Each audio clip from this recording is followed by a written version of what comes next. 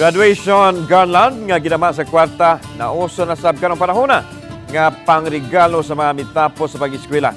Apan ang Department of Education adunay pahimangno kabahin ini. Ang report ni Nico Sereno. Sunod-sunod ang schedule sa mga closing exercises sa Mandaue Sports Complex karong adlaw. Pagkabuntag, moving up sa mga grade 10 completers o junior high school. Samtang pagkahapon, graduation sa senior high school. Mipatigbabaw ang kamaya sa parehong mga graduates o ilang pamilya.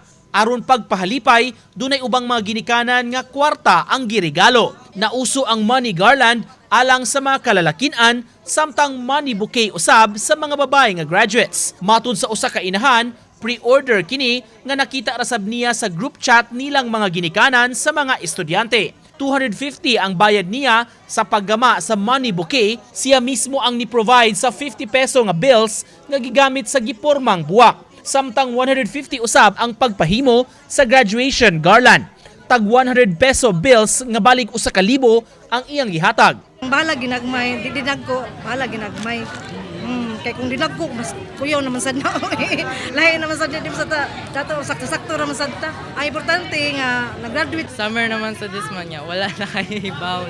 Naara sab gyud hinuon ang tradisyonal nga garland o corsage nga gipamaligya, tag 100 pesos ang paris. Samtang agi og reaksyon ining money garland, matud sa DepEd 7 Regional Director, discretion ra sab kuno kini sa mga ginikanan paghatag og kwarta sa ilang mga anak.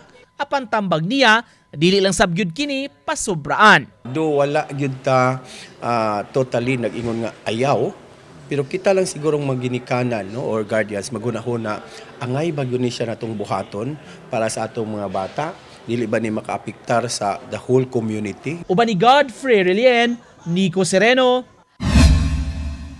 Balitang Bisdak.